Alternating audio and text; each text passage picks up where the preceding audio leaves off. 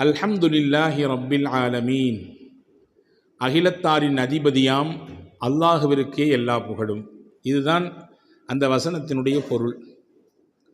அன்பான சகோதரர்களே, புகழை தாங்கி அந்த வசனத்தின் துவக்கம் இருக்கிறது. நாம் இன்று அல்ஹம்துலில்லா என்று நம் வாழ்க்கையில் எத்தனை முறை இறைவனை புகழுகிறோம் என்று நாம் கேட்க கடமைப்பட்டிருக்கிறோம்.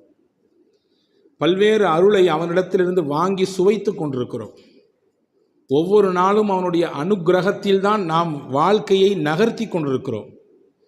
அவனை நினைத்து உள்ளபடியே ஆள் மனதிலிருந்து எத்தனை தடவை நம் நாவுகளில் அது புகழாக வெளிப்படுகிறது என்பதை நாம் எண்ணி பார்க்க கடமைப்பட்டிருக்கிறோம். ஓரளவு நல்ல உணவுகளை இறைவன் நமக்கு தருகிறான். இன்னைக்கும் பசியால் பட்டினியால் கால் வயிற்றைக்கோள் நிறைக்க முடியாத ஜனங்கள் உலகத்தில் அதிகம் உண்டு. இன்னும் சில மக்கள் நாம் சாப்பிட்டு போட்ட மிச்சத்தை எச்சிலை எடுத்து அதையே தனக்கான உணவாக தேடுபவர்களும் உண்டு.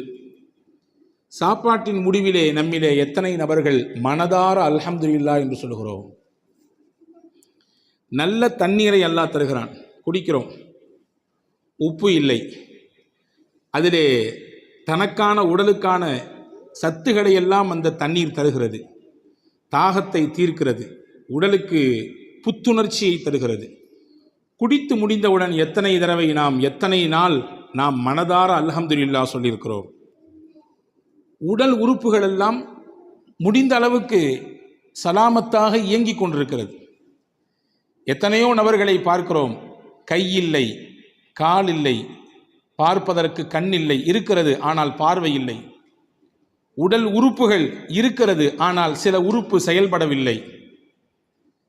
அவர்களையெல்லாம் பார்க்கிற பொழுது எல்லாமும் இருக்கிறது, எல்லாமும் சரியாக செயல்படுகிறது. இதெல்லாம் செயல்படுவதற்கு வாய்ப்பளித்த அல்லாஹ்வே எல்லா புகழும். எத்தனை தடவை நாம் ஆள் மனதிலிருந்து சொன்னோம். அல்லாஹ் நமக்கு பெற்றவர்களை தந்தான். நம்மை வளர்க்க நம்முடைய பெற்றோர்கள் இருந்தார்கள், இருக்கிறார்கள். ஆனால் உலகத்தில் இன்னைக்கும் எத்தனையோ பிள்ளைகள் அனாதைகளாக சுற்றி கொண்டிருக்கிறார்கள். ஊர் தெரியாது, பேர் தெரியாது, எந்த குடும்பம் வம்சம் தெரியாது. பெத்துவிட்டு அப்படியே தூக்கி எறிந்துவிட்டு அல்லது பெத்த நிலையிலேயே கதி என்று விட்டுவிட்டு அனாதைகளாய் ஆதரவற்றவர்களாய் எத்தனை பிள்ளைகள் வாழுகிறார்கள். பெற்றோர்களை தந்த அல்லாஹ்விற்கு நாம் எத்தனை முறை நன்றி கூறுகிறோம். நமக்கென்று சந்ததிகள் இருக்கிறது, நம்முடைய வம்சத்தொடர் அந்த சந்ததிகளின் வழியாக நீண்டு போய் கொண்டிருக்கிறது இல்லையா? ஆனால் திருமணமாகியும் பல்லாண்டுகள் ஏங்கி தவமாய் கிடக்கிறார்கள் எத்தனையோ தம்பதிகள். எங்களுக்கு ஒரு குழந்தை வேண்டும் என்று, எங்களுக்கு ஒரே ஒரு குழந்தை வாரிசு. அந்த குழந்தை வெள்ளையோ கருப்போ, நெட்டையோ குட்டையோ, அறிவாளியோ அல்லது அறிவில் குறைந்தவரோ, அதுவெல்லாம் எங்களுக்கு முக்கியம் அல்ல. எங்களுக்கு வேண்டும் ஒரு பிள்ளை. அன்பர்களே, பிள்ளைகளை அன்பளிப்பாக அல்லாஹ் தந்தான். அந்த அல்லாஹ்வை நம் பிள்ளைகளை பார்க்கிற பொழுது, வளர்க்கிற பொழுது, இதை தந்தவன் என் ரப்பு, எனக்கென்று வாரிசை தந்தான், அல்ஹம்துலில்லாஹ் எத்தனை தடவை சொன்னோம். ஆரோக்கிய சீர்கேடுகள் நிறைந்த உலகம் இன்று. படுத்த படுக்கையில் பல்லாண்டுகள் கிடப்பவர்கள் இன்னைக்கு நிறைய உண்டு. கால்கை முடமாக்கப்பட்டு போய் எல்லாமே படுக்கையில், சிறுநீர், அவர்களின் உடல் உபாதை எல்லாம் படுக்கையில். ஆனால் இன்றைக்கு நமக்கு வல்ல அல்லாஹ் ஆரோக்கியத்தை தந்தான். ஒவ்வொரு முறையும் அந்த ஆரோக்கியத்தை சுவைத்து தீர்க்கிற பொழுது அல்ஹம்துலில்லா என்று எத்தனை தடவை சொன்னோம். சுருங்க சொன்னால் நிமிட பொழுது ஆனாலும் சரி, ஒவ்வொரு நிமிடமும் அந்த அல்லாஹ்வின் அருளை சுவைத்து கொண்டிருக்கிற நாம் அவனை மனதார புகழ்ந்தோமா, அவனை மனதார நினைத்தோமா என்பதுதான் உங்களுக்கும் எனக்குமான கேள்வி. அல்லாஹ் சொல்கிறான், வஇன் தஉது நிஅமத்தல்லாஹ் லா துஹ்ஸூஹா. உங்களின் மீது உங்கள் இறைவன் கொட்டி இருக்கக்கூடிய அருளை நீங்கள் எண்ண முற்பட்டால் உங்களால் முடியாது. அவனுடைய அருளை, அவனுடைய கரிசனத்தை, அவனுடைய காருண்ய பார்வையை உங்களால் எண்ணி முடித்துவிட முடியாது என்று அல்லாஹ் சொல்கிறான். அன்பர்களே, நமக்கு யாராவது ஒருவர் நம்முடைய பொருள் தவறி கீழே விழுந்து விட்டது, போகிற போக்கில் எடுத்து கையில் தந்தார். நாம் சிரித்து கொண்டே நன்றிங்க என்று நமக்கு தெரிந்த பாஷையில் சொல்லுவோம் இல்லையா? ஒவ்வொரு நிமிடமும் நம்மை இயக்கிக் கொண்டிருக்கிற நம்முடைய ரப்புக்கு எத்தனை முறை நன்றி பாராட்டியிருப்போம் நம் வாழ்க்கையில். ஒரு நண்பர் சொன்னால், என்னுடைய மாமனார் வெளிநாட்டுக்கு போய்விட்டு வரும் பொழுது எனக்கு அன்பளிப்பு தந்தார், இந்த வாட்ச், ரேடோ வாட்ச், இது இத்தனை ஆயிரமாக்கும் என்று பெருமிதத்தோடு சொல்லி முடிக்கும் பொழுது அந்த மாமனாரை நினைத்து மனம் குளிர்கிறார். அவருக்கு என்ன ஆனாலும் என் மேலே ரொம்ப பிரியம், உள்ளபடியே என் மேலே ரொம்ப பாசமானவர், அவருக்கு எல்லாம் நான் கடமைப்பட்டிருக்கேன் என்று சொல்பவர்களை பார்க்கிறோம். அன்பர்களே, வாட்சை மட்டும்தான் மாமனார் கொடுத்தார், அதை அணிவதற்கு கையை கொடுத்தவன் அல்லாஹ். ஓடுகிற வாட்சிலே மணி எத்தனை என்பதற்கு பார்வையை கொடுத்தவன் அல்லாஹ். ஏன், சின்ன முள்ளு இத்திலும் பெரிய முள்ளு இதிலும் இருந்தால் அது இத்தனை மணி என்று சிந்திப்பதற்கும் அதை விளங்குவதற்கும் உண்டான ஆற்றலையும் அறிவையும் தந்தவன் அல்லாஹ். ஒரு வாட்சி தான், அது அன்பளிப்பாக கிடைக்கிற பொழுது கொடுத்தவரை நினைத்து நாம் புலகாங்கிதனை அடைகிறோம். ஆனால் அதை அணிவதற்கு பின்னால் ஏக இறைவனின் அந்த அருள் கடைகளை எத்தனை முறை நாம் உள்வாங்கியிருப்போம் என்பதை நாம் கவனிக்க வேண்டும். சில விஷயங்கள் நமக்கு இலவசமாக கிடைப்பதினாலே அதனுடைய மகத்துவம் நமக்கு தெரிவதே இல்லை. பொதுவாகவே இலவசங்கள் அப்படித்தானே, சும்மா கொடுத்தால் எதுவுமே அதனுடைய மதிப்பு தெரியாது என்று சொல்லுவார்கள். அல்லாஹ் நமக்கு சும்மாவே தந்திருக்கிறான் நிறைய அருளை.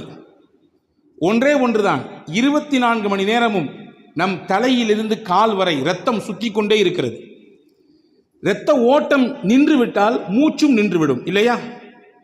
இரத்த ஓட்டம் நின்றுவிட்டால் மூச்சும் நின்றுவிடும். அந்த இரத்தம் ஓடிக்கொண்டே இருக்க வேண்டும், அந்த இரத்தம் சுத்திகரிக்கப்பட்டு கொண்டே இருக்க வேண்டும். அந்த சுத்திகரிக்கக்கூடிய வேலையை நம்முடைய உடலிலே அல்லாஹ் வைத்திருக்கக்கூடிய சிறுநீரகம் சிறப்பாக செய்கிறது. யோசியுங்கள், என்றாவது ஒரு நாள் அது பழுதுபட்டு போனால் டயாலிசிஸ் என்கின்ற ஒரு அமைப்புக்குள்ளே நாம் போக வேண்டியது இருக்கிறது.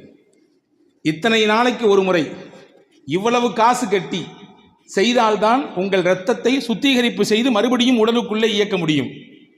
நான் கேட்கிறேன், நாமே யோசிப்போம், கேள்வியாக வைப்போம். 60 ஆண்டுகள் நான் வாழ்ந்து முடித்திருக்கிறேன், ஒரு நாளைக்கு சுத்திகரிப்பு செய்வதற்கு இத்தனை ரூபாய் என்று கணக்கு போட்டு பார்த்தால் தலை சுத்திவிடும் நமக்கு. அல்லாஹ் கணக்கில்லாமல் செய்து கொண்டிருக்கிறான், இயக்கிக் கொண்டிருக்கிறான். அது தடைபடுகிற பொழுதுதான் அதனுடைய பெரும் பாக்கியமும் அதனுடைய பேரருளும் நமக்கு புரிய வருகிறது, இல்லையா? சில விஷயங்கள் தெரிவதில்லை. நாம் உடலுக்கு தேவையானதை உட்கொள்கிறோம், அது செரித்து உடலுக்கான சத்தாக தனியாக பிரிந்து உடல் இயங்குவதற்காக அது மாறி தேவையில்லாத நச்சுக்கள் கழிவுகள் எல்லாம் வெளியேற்றப்படுகிறது. உடலை விட்டு வெளியேற வேண்டும். உணவு தேவையானது சத்தாக போய் மீதி சக்கை வெளியாக வேண்டும். தண்ணீர் தேவையானது உள்ளே போய் அதில் இருக்கக்கூடிய மினரல்ஸ், அதில் இருக்கக்கூடிய ஆரோக்கியங்கள் எல்லாம் உடலுக்கு போய் மிச்சம் கழிவுகள் எல்லாம் சிறுநீர் வழியாக வெளியே வர வேண்டும். வைத்துக் கொள்ளுங்கள், இதிலே ஏதாவது ஒன்றுக்கு முன்னுக்கு முரணாக போனால், நான் ஸ்டாப்பாக போனாலும் பிரச்சனை, போகாமல் இருந்தாலும் பிரச்சனை. அல்லாஹ் சீராக இயக்குகிறான், நமக்கு தெரிவதே இல்லை. சீராக இயக்குகிறான், இல்லையா? போவது போகிறது, தேவையானது உள்ளே இழுத்து கொள்ளப்படுகிறது, தேவையற்றதை வெளியே தள்ளுகிறான். பாருங்கள், அதிலும் ஒரு பேரதிசயம், அற்புதம். மனிதன் சாப்பிட்டு முடித்ததற்கு பிறகு தேவையில்லாத நச்சுக்கள் வெளியே போக வேண்டும் என்றால், கழிவுகள் வெளியே போக வேண்டும் என்றால், குறிப்பிட்ட இடத்திற்கு நாம் செல்ல வேண்டும். நாம் நினைக்க வேண்டும், நான் என்னுடைய கழிவுகளை வெளியேற்ற போகிறேன் என்று நினைக்க வேண்டும். அதற்கு பிறகு அந்த மாதிரியான ஒரு அமைப்புல போய் அமர்ந்ததற்கு பிறகுதான் உடலிலிருந்து வெளியேறுகிறது கழிவு. வைத்துக் கொள்ளுங்கள், உள்ள போட்ட பின்னாடி ஆட்டோமேட்டிக்காக செரிச்ச பின்னாடி வெளியாகியும் நிலை ஏற்பட்டா என்ன ஆகும்? கதை கந்தலாகி போயிடும், இல்லையா? அன்பர்களே, உடலுக்கு நோவை தரக்கூடியது உள்ளே இருந்தாலும் பிரச்சனை, மொத்தமாக வெளியேறினாலும் பிரச்சனை. ஆனால் அது சீராக இயங்கிக் கொண்டே இருக்கிறது. எனவேதான் நபிகள் பெருமானார் ஸல்லல்லாஹு அலைஹி வஸல்லம் கழிவறைக்கு போய்விட்டு வந்தால் நீங்கள் சொல்ல மறக்காதீர்கள், அல்ஹம்துலில்லாஹ் குஃப்ரானக், உன்னிடத்தில் மன்னிப்பை கேட்கிறேன், அல்ஹம்துலில்லாஹ், எல்லா புகழும் அல்லாஹ்விற்கு. நீங்கள் உள்மனதோடு சொல்ல வேண்டும். அஸ்ஹப அன்னியல் அதா வ ஆஃபானி, எனக்கு நோவு தரக்கூடிய அந்த மலத்தை, சிறுநீரை என்னிடத்திலிருந்து பிரித்து எடுத்து எனக்கு ஆரோக்கியத்தை தந்த அல்லாஹ், உனக்கு எல்லா புகழ். அது உள்ளே இருந்தால் பிரச்சனை. சரியாக வெளியேறவில்லை என்றால் பிரச்சனை. அதை வெளியேற்றி எனக்கு ஆரோக்கியத்தை தந்தாயே அல்லாஹ்வே, உனக்கே எல்லா புகழும். சொல்றோமா இல்லையா? அப்ப அல்லாஹ்விற்கு நன்றி செய்கிற, அவனை புகழுகிற கட்டங்கள் எத்தனை எத்தனை வாழ்க்கையில் இருக்கிறது. அதையெல்லாம் நாம் அனுபவித்து கிடக்கிறோமா?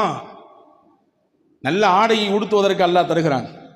தமிழ்ல அழகா சொல்லி வச்சிருக்கான், ஆள் பாதி ஆடை பாதி, இல்லையா? ஆடை இல்லா மனிதன் அரை மனிதன். எவ்வளவு அற்புதமான வார்த்தைகள் தெரியுமா? இதுவெல்லாம் தமிழ் ஒரு அதி அற்புதமான மொழி, அதி அற்புதமான மொழி. எத்தனை எத்தனை நல்ல கருத்துக்களை நம்முடைய உள்ளங்களிலே கொண்டு தேக்கி வைத்திருக்கிறது. ஆள் பாதி ஆடை பாதி. ஒருவரின் ஆடையை வைத்துதான் அவனுடைய அந்தஸ்து, அவனுடைய தரம் நிர்ணயிக்கப்படும். ஆடை இல்லா மனிதன் அரை மனிதன். ஆடை இல்லை என்றால் எவ்வளவு அறிவு இருந்தாலும் அவன் அரை மனிதன் தான், முட்டாள் தான். ஆடை நமக்கு அலங்காரத்தை தருகிறது, நம்ம அவயங்களை மறைக்கிறது, நம்முடைய கற்பை பாதுகாக்கிறது. நான் கேட்கிறேன், இன்றைக்கு உலகத்தில் ஆடையை உடுத்துவதற்கு அரை நிர்வாணங்களாக உலகத்தில் வாழக்கூடியவர்களின் எண்ணிக்கை நமக்கு நம்மிலே எத்தனை நபர்களுக்கு தெரியும்? சரியான ஆடை இல்லாமல் கிழிசல் ஆடைகளை, ஒட்டுப்போட்ட ஆடைகளை, கந்தலான ஆடைகளை, அழுக்கான ஆடைகளை, அதுதான் நமக்கு கதி என்று உடித்துக்கொண்டு வாழ்பவர்கள் எத்தனை? அப்படியெல்லாம் இருக்கும் பொழுது நல்ல ஆடையை உடுத்த அல்லாஹ் தந்தானே, அதை போடும் பொழுது அவனை புகழ வேண்டாமா? லிபாசை யுவாரி சௌஆத்திக்கும் வரீஷா. அல்லாஹ் தான் உங்களுக்கு ஆடையை தந்தான். 2 காரணம், உங்களுக்கு அது அலங்காரம், 2வது உங்கள் மானத்தை அது மறைக்கும். உங்கள் மானத்தையும் மறைக்கும், உங்களுக்கு அலங்காரமாகவும் இருக்கும். எனவே அந்த ஆடையை உடுத்தும் நேரத்திலே நாம் அல்லாஹ்வை புகழ வேண்டாமா? என் மானத்தை மறைத்திருக்கிறேன், என்னை அழகாக நான் என் ஆடையில் வெளியே காட்டுகிறேன். நபிகள் பெருமானா ஸல்லல்லாஹு அலைஹி வஸல்லம் ஒவ்வொரு நாளும் ஆடை உடுத்தும் பொழுதும் இந்த துஆவை ஓதுவார்கள். அல்ஹம்துலில்லாஹில்லதி கஸானி ஹாதா வ ரஸகனீஹி மின் கைரி ஹவுலும் மின்னி வலா குவா. அல்லாஹ்வுக்கே எல்லா புகழும். அவனே எனக்கு ஆடையை உடுத்த தந்தான். இந்த ஆடை எனக்கு கிடைத்திருக்கிறது, ஏதாவது என்னுடைய முயற்சி உண்டா? கிடையாது. என்னுடைய முயற்சியோ என்னுடைய திறமையோ இல்லாமல் என்னை பாதுகாக்க, என் கற்பை மறைக்க, என்னை அலங்கரிக்க அல்லாஹ்வே தந்தான் இந்த ஆடையை, அவனுக்கே எல்லா புகழும் என்று ஒருவர் சொன்னால் அதற்கையும் பலனை சொன்னாங்க. ஒருத்தர் சட்டை போடும் பொழுது அல்லது பேண்ட் போடும் பொழுது, லுங்கி உடுக்கும் பொழுது இந்த துஆவை ஓதுகிறார். முஸ்னத் அஹமதிலே ஹதீஸ் வந்திருக்கிறது, குஃபிர லஹு மா தகத்தம மின் தம்பி. அவர் முன்னால் செய்த எல்லா பாவத்தையும் எல்லாம் அந்த துஆ அழிச்சிருந்தாங்க ஸல்லல்லாஹு. அவர் செய்த பாவங்களுக்கெல்லாம் பரிகாரமாக இந்த துஆ மாறிவிடுகிறது என்றார்கள் பெருமானார் ஸல்லல்லாஹு அலைஹி வஸல்லம். இப்போ ஆடை உடுத்தும் பொழுது நாம் இதை யோசிக்கிறோமா? நல்ல உணவை நமக்கு அல்லாஹ் தருகிறான். பசி வந்ததற்கு பிறகு புசி என்றான், இல்லையா? ஆனால் இன்னைக்கு நம்மள பல பேருக்கு பசியே வர்றதில்லை. பசிப்பதற்கு முன்பாகவே சாப்பிடுகிறோம். அது ஒரு புறம் வைத்துக் கொள்ளுங்கள். ஒரு காலகட்டம் இருந்தது, அரை வயிறை நிரப்புவதற்கு பாடுபட்டார்கள். சோறே இல்லை. நம்முடைய முன்னோர்கள் சொல்லி கேள்விப்பட்டிருப்போம், எங்களுக்கெல்லாம் இந்த மக்காச்சோளம் தான், அதை அந்த மாவை எடுத்து கஞ்சி காய்ச்சி குடிப்போம். மரவள்ளி கிழங்கு தான், அதை தான் நாங்கள் அவிச்சு சாப்பிடுவோம். நல்லது போல்லது நாட்களில் மட்டும்தான் எங்களால் அரிசி சாப்பாடு சாப்பிட முடியும், இல்லையா? அப்படியெல்லாம் இன்றைக்கு இல்லாமல் விதவிதமான உணவுகளை அல்லாஹ் தருகிறான். விதவிதமான உணவுகளை நம்முடைய தேவைக்கு அதிகமாகவே அல்லாஹ் தருகிறான். யோசிக்கிறோம், உணவை சாப்பிட்டதற்கு பிறகு தந்த அல்லாஹ்விற்கு நன்றி சொல்கிறோமா, புகழுகிறோமா? நம்முடைய முயற்சியா? தானியம் நம்முடைய முயற்சியில் கிடைத்ததா? அல்லாஹ் கேட்கிறான், சூரா வாக்கியா ஓதப்பட வேண்டும் ஒவ்வொரு வீடுகளிலும். எது நடக்கிறதோ இல்லையோ, யாரை பற்றி எப்படி கழுவி குடிக்கிறோமோ குடிக்கவில்லையோ, ஒவ்வொரு நாட்களிலும் வீடுகளிலே சூரா வாக்கியா ஓதப்பட வேண்டும். பெருமானார் சொன்னார்கள், வாக்கியா சூரா ஓதப்படுகிற வீடுகளுக்கு வறுமை அதன் வாசலுக்கு கூட வராது, ஏழ்மை அந்த வீட்டு வாசலுக்கு கூட வராது. பெருமானாரின் வார்த்தை, சத்திய வார்த்தை அது. அல்லாஹ் கேட்கிறான் அந்த சூரா வாக்கியாவில், அஃபரஐதும் மா தஹ்ருஸூன், நீங்கள் விதைக்கிறீர்களே விதை, அதை பார்க்கவில்லையா? அன்தும் தஸ்ரஊனஹு அம் நஹ்னுஸ் ஸாரிஊன், நீங்கள் விதையை மட்டும்தான் பூமியில் போட்டீர்கள், அதை உங்களுக்கு தானியமாக யார் தந்தது? அரிசியாக யார் மாற்றி கொடுத்தது? கோதுமையாக யார் மாற்றி கொடுத்தது? உங்களுக்கான உணவாக அதை யார் தந்தது? நீங்களா அல்லது நானான்னு கேட்கிறான் அல்லாஹ். கேட்ட அடுத்து ஒரு வார்த்தை கேட்பான் பாருங்க, ரொம்ப அற்புதமான வார்த்தை. லவ் நஷாஉ ஜஅல்னாஹு ஹுதாமன் ஃபதல்தும் தஃபக்கஹூன். நாம் நாடி இருந்தால் நீங்கள் போட்ட விதையை அந்த கதிர்களிலேயே பதறுகளாக மாற்றியிருப்பேன், உதவாத பதறுகளாக மாற்றியிருப்பேன். எனக்கு அந்த சக்தி இருக்கிறது அல்லாஹ் சொல்லுகிறான். அப்ப அந்த உணவை சாப்பிட்டதற்கு பிறகு வல்ல அல்லாஹ்விற்கு நான் நன்றி சொல்ல வேண்டாமா? சாப்பிட்டதற்கு பிறகு மட்டும் இல்லை பெருமக்களே, எத்தனையோ உணவுகளை வாயில் போட்டு மெல்லுகிறோம். சிலது நைஸா உள்ள இறங்கிறது, சிலது கஷ்டப்பட்டு இறங்குது, கடிக்க கூட முடியல, ரொம்ப கடினமா இருக்குது, நல்ல அதாவது ஜாமீதாக இருக்கிறது, ரொம்ப தடிமனாக இருக்கிறது. எப்படியோ வாயால் கடித்து மென்று உள்ளே தள்ளிவிட்டோம். யோசிக்கிறோமா என்றாவது? கடிப்பதற்கே இவ்வளவு வலுவாக இருந்தது, வயிற்றுக்குள்ளே இறங்கி எப்படி அது செரிமானமாகும்? செரிமானமாகுவதற்கென்று அல்லாஹ் ஒரு இயற்கையை வைத்தான். அவன் நுட்பமானவன். படைப்பின் திறன்களை ஆய்வு செய்து எந்த அடிப்படையில் மனிதனை உண்டு வெளியே தர வேண்டும் என்பதிலே தீர்க்கமான ஞானம் உள்ளவன்.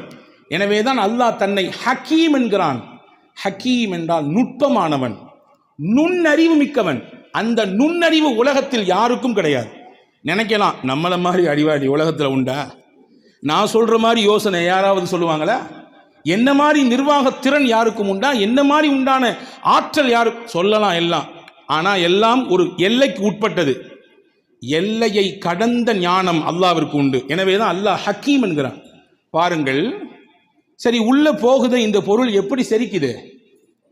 அல்லாஹ் வயிற்றிலே ஹைட்ரோக்ளோரிக் என்று சொல்லக்கூடிய ஒரு அமிலத்தை அல்லாஹ் சுரக்க செய்கிறான். அந்த அமிலம் என்ன செய்யும்? உள்ளே வந்த உணவை அந்த அமிலம் அதற்கு மேலே பட்டால் தானாக பஸ்பமாகி போய்விடும். எந்த அளவிற்கு சக்தி மிக்கது என்றால் அந்த அமிலம், அறிஞர்கள் சொல்கிறார்கள், உங்கள் உள்ளங்கையில் ஒரு சொட்டு ஹைட்ரோக்ளோரின் விழுந்தால் இந்த பக்கமாக ஓட்டை போட்டுவிடும். மேல் பக்கமாக நீங்கள் ஊட்டினால் கீழ் பக்கமாக அது ஓட்டை போட்டு கீழே வந்துவிடும். அந்த அளவுக்கு வலிமையானது. நீங்க கேட்கலாம் அடுத்த கொஸ்டின், அந்த வலிமையான அந்த ஹைட்ரோக்ளோரின் என்ற அந்த அமிலத்தை வயிறு எப்படி தாங்குகிறது? அப்படி என்றால் வயிற்றினுடைய அந்த உள் அமைப்பை அவ்வளவு நுட்பமாக இறைவன் படைத்திருக்கிறான். வருகிற உணவை செரிப்பதற்கும் இருக்க வேண்டும். அதே நேரத்தில் சுத்தி இருக்கக்கூடிய பாகங்கள் எதுவும் சேதாரமாகிவிடவும் கூடாது. அந்த அடிப்படையிலே மிக நுட்பமாக அல்லாஹ் படைத்தான். உட்கொள்ளுகிற உணவு செரிக்கிறது. நாம் யோசிக்கிறோமா? கொடுத்த ஒரு உணவை தந்த அல்லாஹ் பசியை ஆற்றினான், நம்முடைய மயக்கத்தை போக்கினான். அல்லாஹ்விற்கே எல்லா புகழும். அல்ஹம்துலில்லாஹில்லதி அத்அமனி வஸகானி வஜஅலனி மினல் முஸ்லிமீன். பெருமானார் ஓதுகிற துஆ இது. எனக்கு பசியோடு இருந்தேன், அவனே எனக்கு உணவு தந்தான். தண்ணீர் தாகத்தோடு இருந்தேன், அவனே எனக்கு நீர் தந்தான். இறைவா, என்னை முஸ்லிம்களில் ஒருவராக ஆக்கிவிட்டாய், உனக்கே எல்லா புகழும். தண்ணீர் குடிக்கிறோம் இல்லையா? 71% உலகத்திலே நீர், 29% உலகத்திலே நிலப்பரப்பு. நம் எல்லோரும் தெரிந்தது. 71% நீர்ப்பரப்பை வைத்து அல்லாஹ் மனிதன் குடிக்கிற நீரையும் உப்பாக மாற்றிருந்தால் என்ன நடக்கும்? தோண்டுகிற இடங்களிலெல்லாம் எல்லா இடத்திலும் உப்பும் நீர் மட்டும் வெளிப்பட்டால் என்ன நடக்கும்? அன்பர்களே, தாகம் எடுக்கிறது, தண்ணீர் குடிக்கிறோம், நமக்கு புத்துணர்ச்சி கிடைக்கிறது. எனவேதான் பெருமானார் நோன்பு வைத்ததற்கு பிறகு என்ன துஆ ஓதுவார்கள்? அதையே சொல்லுகிறது. ذهبالظمأ وابتلت العروق وثبت الأجر إن شاء الله. ذهبالظمأ, தாகம் தீர்ந்து விட்டது. ஒபுத்தல்லத்தில் உரூகு, எங்கள் நரம்புகள் எல்லாம் நனைந்து விட்டது. வசபத்தல் அஜ்ரு இன்ஷா அல்லாஹ், நாங்கள் வைத்த நோன்புக்கு கூலி அல்லாஹ்விடத்திலே உறுதியாகிவிட்டது. இப்போ தண்ணீர் போனால்தான் நம்முடைய செயல்பாடு நடக்கும் இல்லையா? ஒருத்தர் காட்டு வழி நடந்து போனார், போய்கிட்டே இருக்கார், நடக்கிறார். ஒரு கட்டத்தில் தாகம் ஏற்படுது, இருந்த தண்ணியெல்லாம் தீர்ந்து போச்சு. நான் வறட்சி அப்படியே வாட்டி வதைக்கிறது அவரை. தூரத்திலிருந்து பார்த்தாரு, ஒரு பெரிய பைய கிடக்குது. ஆசாசியா ஓடி ஓடி வந்தாரு, எப்படியாவது ஒரு சொட்டு தண்ணி அதில் கிடச்சிரும்னு. வந்தவர் அந்த பையை திறந்து பார்த்தாரு, எல்லாமே தங்க காசு, எல்லாமே தங்க காசுகள். இப்பொழுது அந்த மனிதரின் மனநிலை எப்படி இருக்கும்? அப்பாடி, இவ்வளோ தூரம் ஓடி வந்துச்சு, பை நிறைய தங்கம்யா, ரொம்ப சந்தோஷம் அப்படின்னு மனசு வருமா? இல்லை, ச்சே தண்ணி நினைச்சமே, இந்த தங்கம் கிடைச்சிருக்க, இது எனக்கு இப்போ தேவையில்லை, தண்ணி தான் வேணும், நான் தண்ணி குடிக்கிறேன்னா செத்து போயிடுவேன் என்ற நிலைப்பாடு தானே வரும். இப்போ தண்ணீரை குடிக்கிறோம், தாகத்தை தீர்த்து கொள்கிறோம், கொடுத்தவனுக்கு நான் நன்றி சொல்கிறோமா? அவனை புகழுகிறோமா? ஹாரூன் ரஷீத் பாஷா மிகப்பெரிய மன்னர். அவருடைய ஆட்சி பரப்பு, அதாவது லட்சக்கணக்கான சதுர கிலோமீட்டர்கள் ஆட்சி செய்தவர் ஹாரூன் ரஷீத் பாஷா. அவருடைய குருமகான் ஒருத்தர் இருந்தார், இப்னு சம்மாக். அவரிடத்துல போய் ஒரு நாள், எனக்கு ஏதாவது ஆலோசனை சொல்லுங்க, எனக்கு ஏதாவது நசீஹத் செய்யுங்க, உபதேசம் செய்யுங்க அப்படின்னு சொல்லி மன்னர் ஹாரூன் ரஷீத் பாஷா கேட்கிறார். அந்த ஆசிரியர் கேட்டாரு, பாப்பா எல்லாம் இருக்கு உனக்கு, ஆனால் ஒரு குவளை தண்ணி மட்டும் உனக்கு கிடைக்கல, தண்ணி உனக்கு இல்லை, ஒரு குவளை தண்ணி உனக்கு இல்லை, என்ன செய்வா நீ கேட்டார். ஹாரூன் ரஷீத் பாஷா சொன்னார், என்னுடைய ஆட்சியை பாதியை கொடுத்தாவது நான் அந்த ஒரு குவளை தண்ணியை வாங்கிடுவேன். ஓ அந்த அளவுக்கா, சரி. ஒரு குவளை தண்ணி குடிச்ச, போன தண்ணி ரிட்டர்ன் ஆகலை, வெளியே வரல. உள்ளே போனால் ரிட்டர்ன் வரலங்க. தண்ணியை குடிச்சா தேவையான சத்துக்கள் எல்லாம் எடுத்து விட்டு நம்முடைய சிறுநீரின் வழியாக தேவையற்ற கழிவுகள் எல்லாம் வெளியே வர வேண்டும். ஆசிரியர் கேட்டார், இப்னு சம்மாக், ஒரு டம்ளர் தண்ணி குடிச்ச, ஆனால் அது வெளியே வரல, என்ன செய்வ அப்படின்னு கேட்டார். மன்னர் ஹாரூன் ரஷீத் பாஷா சொன்னால், மீதி இருக்கிற ஆட்சியை கொடுத்தாவது எப்படியாவது அதை வெளியேற்றுவேன் உடலில் இருந்து. சிரித்துக்கொண்டே ஆசிரியர் சொன்னார், உன் ஆட்சி ஒரு டம்ளர் தண்ணீருக்கு சமம், உன்னுடைய ஒட்டுமொத்த ஆட்சி ஒரு டம்ளர் தண்ணீருக்கு சமம். எனவே அல்லாவை பயந்து வாழு, உலகத்திலே அவனை புரிந்து வாழு. எல்லாம் இருக்குன்னு ஆடாத, ஆட்டத்தை குறைச்சிக்கோ. எல்லாம் இருக்குன்னு தலைக்கணத்தோடு இருக்காதே. இந்த உலகம் ஒரு டம்ளர் தண்ணீருக்கு சமம். உள்ளே போவதற்கும் வேண்டும் வழி, வெளியே வருவதற்கும் வேண்டும் வழி. புரிந்து கொள், இதுதான் நான் உனக்கு தரக்கூடிய ஞான உபதேசம் என்றார் இப்னு சம்மாக் ரஹிமஹுல்லாஹ். அன்பு சகோதரர்களே, அல்லாஹ்வை நாம் புகழ வேண்டாமா? அல்ஹம்துலில்லாஹ் என்று எத்தனை முறை மனதார சொல்லியிருக்கிறோம். அன்பு சகோதரர்களே, புகழ்ந்தால் என்ன கிடைக்கும்? நீங்கள் என்ன எதிர்பார்க்கிறீர்களோ அதை விட பன்மடங்காக கிடைக்கும். இன்னைக்கு நிறைய இருக்குன்னு ஆசைப்படுறோம். என்னுடைய பொருளாதாரம் நல்ல பரக்கத்தாக இருக்கணும், என் குடும்பம் பரக்கத்தாக இருக்கணும், நான் கை வைக்கிற இடம் எல்லாமே பரக்கத்தாக இருக்கணும், நான் ஆரம்பிச்சிருக்கக்கூடிய தொழில் ஓஹோன்னு போகணும், எல்லாரும் ஆசைப்படுறோம். தப்பு ஒன்றும் கிடையாது. நியாயமாக இருந்தால் வரவேற்க வேண்டியது. நல்லா இருக்கணும், நல்ல உடம்புடுத்தணும், நல்லா சம்பாதிக்கணும், நல்ல குடும்பத்துக்கு செலவழிக்கணும், நல்ல எண்ணம். சொல்ல போனால் மூமினின் எண்ணம் அப்படி தான் இருக்கணும். ஆனால் வச்சுக்கோங்க, அது பேருக்கும் பெருமைக்கும், ஊர் போற்றுவதற்கும் ஓஹோ என்று இவர் வாழுகிறார் என்ற பேச்சுக்கும் இருக்குமையானால் அதுதான் கேள்விக்குறியானது. அப்போ நமக்கு கிடைக்கிறது அதிகமாக கிடைக்கணும். என்ன செய்யணும்? சிம்பிள். அல்லாஹ் என்ன உங்களுக்கு கொடுத்துருக்கானோ அந்த அல்லாவை நீங்கள் புகழுங்க, அல்லாஹ் கூட்டி தருவான் உங்களுக்கு. ஒன்று கிடைச்சாலும் அல்லாவிற்கு நீங்கள் புகழ் மாலை செலுத்துங்கள், அல்லாஹ் அந்த ஒன்றை 10ஆக மாற்றி தருவான். இது நான் சொல்லவில்லை, குர்ஆன் சொல்லுகிறது. லஇன் ஷகர்தும் லஅஸீதன்னகும், உங்களுக்கு இறைவன் கொடுத்த அருளுக்கு நீங்கள் நன்றியோடு புகழ்ந்தால் நான் உங்களுக்கு கொடுத்ததை இன்னும் கூட்டிக் கொண்டே இருப்பேன். மல்டிப்ளிகேஷன் போட்டே இருப்பான். 1 3 6 6 12 12 24 இப்படி போய்கிட்டே இருங்க. ஹஜ்ரத் இமாம் முஸ்னத் அஹமதிலே ஒரு செய்தி வந்திருக்கிறது. முஹம்மது ஸல்லல்லாஹு அலைஹி வஸல்லம் ஒரு நாள் பள்ளிவாசலுக்கு வெளியிலே நிற்கிறார்கள். ஒரு மனிதர் வருகிறார். ரசூலுல்லாஹ் கையில் ஒரே ஒரு பேரித்தம் துண்டு இருந்துச்சு, ஒரே ஒரு பேரித்தம் பழம். அவர் கையில் ரசூலுல்லாஹ் கொடுத்தாங்க. வாங்கினவர் பார்த்துட்டு, ஒரு பேரிச்சம்பழம் ஏன் காவயிருக்கு பத்துமா, என் நாக்கு கூட ஒட்ட முடியாத, இது எப்படி யார் ரசூலுல்லாஹ் கையில் கொடுத்துட்டு போயிட்டார். ரசூலுல்லாஹ் சிரிச்சாங்க. கொஞ்ச நேரம் கழிச்சு அதே வழியில் இன்னொருத்தர் வந்தார். அவர் கையில் அந்த ஒரு பழத்தை கொடுத்தாங்க. அவர் சொன்னார், அல்ஹம்துலில்லாஹ், யார் கையால் இந்த பழம் எனக்கு கிடைக்கப்பட்டிருக்கிறது? உலகத்தின் அதிபதியாம் அல்லாஹுவின் இறை தூதராச்சே, அவர்கள் கையால் அல்லாஹ் எனக்கு ஒரு பழம் தந்திருக்கிறானே, அல்லாவே உனக்கே எல்லா புகழும். ரசூலுல்லாஹ் சிரிச்சாங்க. சிரிச்சிட்டு பக்கத்துலேருந்து ஒருத்தரை கூப்பிட்டு சொன்னாங்க, உம்மு சலமா, தன்னுடைய துணைவியார், உம்மு சலமா அம்மாட்ட 40 திர்ஹம் தங்க காசுக்கு வாங்கிட்டு வாங்கன்னாங்க. அவர் ஓடி போய் வாங்கிட்டு வந்தார். அதை அவர் கையில் கொடுத்து, அல்லாஹ் உனக்கு பரக்கத் செய்வான், போயிட்டு வாங்க ரசூலுல்லாஹ். அன்பர்களே, ஒரு செய்தி தான், 2 தகவல் இருக்கிறது. முதலானவர் கிடைத்தது ஒன்று, இதை வைத்து என்ன செய்வது என்று யோசித்தார். உள்ளதும் போச்சு, நொல்லை கண்ணா போச்சு. 2ஆம் நபர் கிடைத்தது ஒன்றுதான், ஆனால் கொடுத்தது யார்? அல்லாஹ். யார் வழியாக தந்தான்? அல்லாஹ். அல்லாஹ்வின் தூதர் வழியாக தந்தான். நன்றி சொன்னார், அல்லாஹ்வை புகழ்ந்தார். உடனே அல்லாஹ் கொடுத்தான் 40 தங்க காசு. எது இருக்கிறதோ அதை ஏற்றுக்கொள்ள வேண்டும், குறைபட்டு கொள்ளக்கூடாது. அல்லாஹ் தருவான் என்று நம்பி அவனை புகழ வேண்டும்.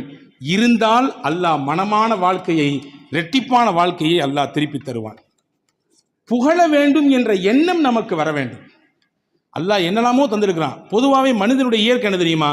இருக்கிறத வச்சு திருப்தி படவே மாட்டான். இயற்கை இல்லாத ஒன்றை மட்டும்தான் தேடிக்கிட்டே இருக்கும் மனுஷன் மனம். கண்ணாடிக்கு முன்னாடி போய் நின்னா என்ன பண்ணோமா?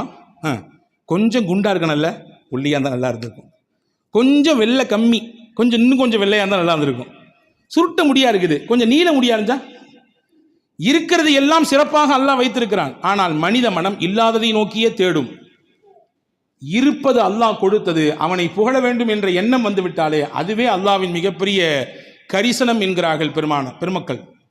மூசா அலைஹிஸ்ஸலாம் அல்லாஹ்ட்ட கேட்டாங்களா, யா அல்லாஹ், எத்தனையோ அருள் செஞ்சிருக்கேன், எனக்கு உன்னை எப்படி நான் புகழ்றது, நீ எனக்கு சொல்லித்தாயேன்னு கேட்டாங்களாம்.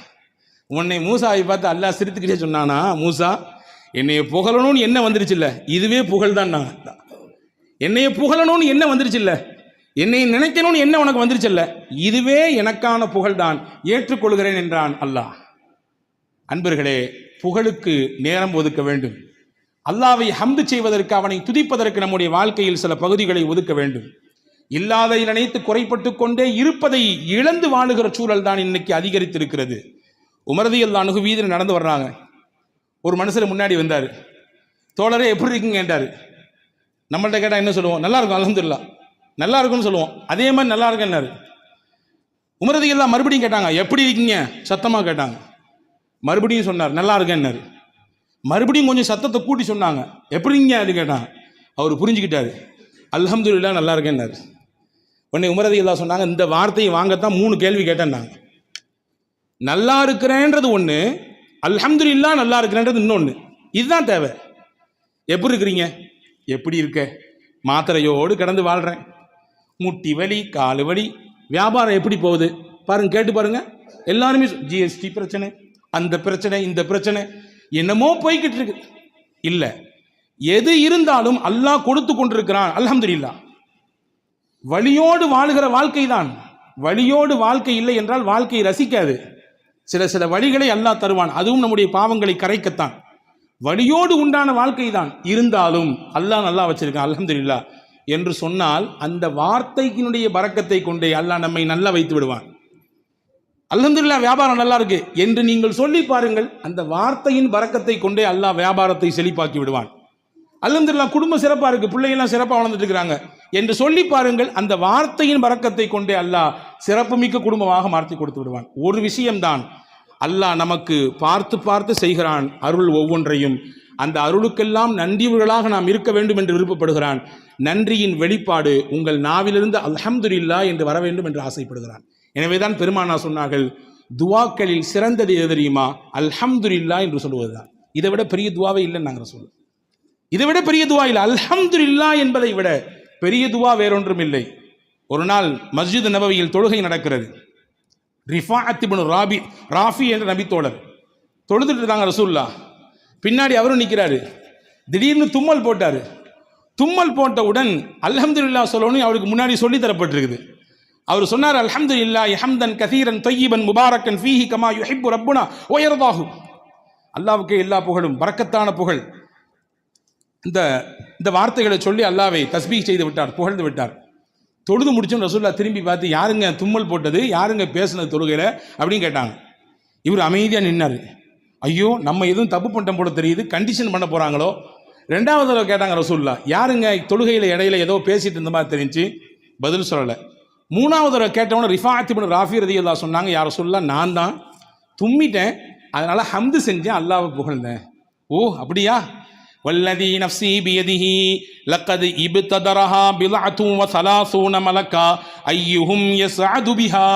நான் பார்த்தேன், நீங்கள் சொன்ன புகழ், நீங்கள் சொன்ன ஹம்து அல்லாஹ்வுக்கு எவ்வளவு பிடிச்சு போச்சுன்னா 30 சொச்சம் மலக்குமார்கள் போட்டி போட்டு நிற்கிறாங்க, இதனுடைய நன்மையை நான் தான் அல்லாஹ்ட்ட கொண்டு போவேன்னு சொல்லி.